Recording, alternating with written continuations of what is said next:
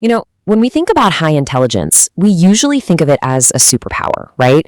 It's the ability to solve really complex problems, learn super fast, and see patterns that other people just miss. We admire it, we associate it with success, but what if there's a hidden cost to being that brilliant? Let's dive into the paradox of high intelligence. We all know the stereotype, don't we? The brilliant but kinda socially awkward genius. Popular culture is just packed with characters like Sheldon Cooper, people who can figure out the deepest mysteries of the universe, but can't quite navigate a simple conversation. It's a cliche we all know, and yeah, it's often pretty funny. And this really gets us to the heart of a strange paradox. What if the very thing that makes someone so exceptional in one area actually creates a surprising penalty in another? It's a totally counterintuitive idea, but research is actually starting to show us why this might be true. Okay, so to really get our heads around this, we need to look past the stereotypes and understand how psychologists actually define intelligence in the first place. The classic definition really revolves around something called the G factor, or general intelligence. You can think of it as this foundational mental horsepower that helps us reason, remember things, and learn. It's the thing that IQ tests are actually designed to measure.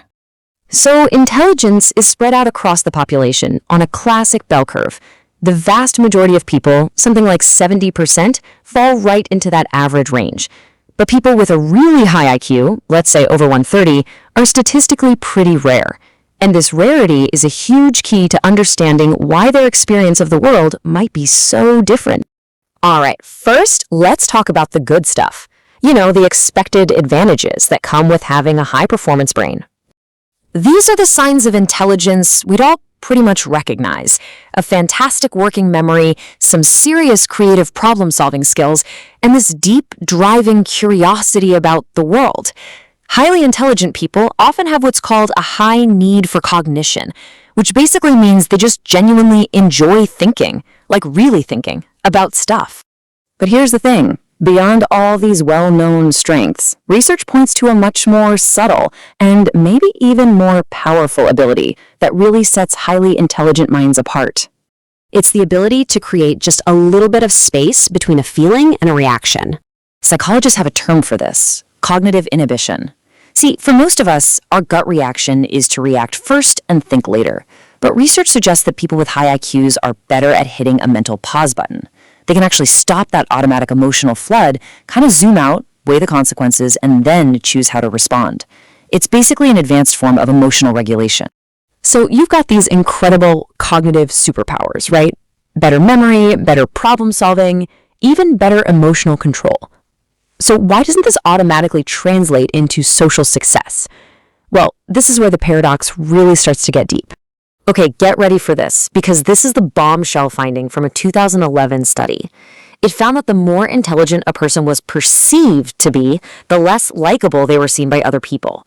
And it wasn't because they were mean or arrogant, but simply because of how their intelligence was coming across. So in this study, they had people read paragraphs written at different levels of complexity. Now, when the author used simple 9th grade level language, people were more willing to be friends with them. But when the exact same information was presented using more complex 14th grade language, all the likableness scores just dropped. The takeaway here is wild. Simply using a more advanced vocabulary made someone seem less approachable. And that social penalty? Well, that's just one piece of this puzzle. It turns out the very brain wiring that creates high intelligence can also create a really unique set of internal challenges. A lot of these strengths are actually a double-edged sword. That deep analytical mind, well, that's also a mind that's way more prone to overthinking and worry. That high-capacity working memory can get totally clogged up with anxious thoughts when you're under pressure, causing your performance to tank. And a deep reliance on your own intelligence can sometimes lead to impulsivity. This belief that, I can fix any bad outcome later. And we're not just talking about little personality quirks here. Research suggests that a high IQ brain might actually be a hypersensitive brain, one that overreacts to both stress from the environment and from within. This can lead to a statistically higher risk for some really serious conditions, like mood disorders, ADHD, and autism spectrum disorder. And all of this brings us to the most extreme and honestly the most fascinating expression of this whole paradox, the twice exceptional individual. A twice exceptional person, or 2E for short, is someone who is gifted in one area while also having a disability or neurodivergence in another. It's the ultimate intellectual contradiction, all living inside of one person. They are often called the most misunderstood of all exceptionalities. And the reason why is because their strengths can totally mask their challenges, and at the same time, their challenges can hide their incredible gifts. The result is often this really inconsistent performance that just baffles parents, teachers, and honestly, even themselves. I mean, just look at this chart. It lays out that profound internal conflict so clearly. Imagine having a superior vocabulary, but really poor social skills, or having incredible creativity, but none of the organizational skills to actually bring your ideas to life. This is the daily reality for a 2E person, a constant, exhausting balancing act between brilliance and struggle. So what's the big takeaway from all this? It's definitely not that being smart is bad, or that high intelligence is some kind of curse. The crucial point is that it's complicated.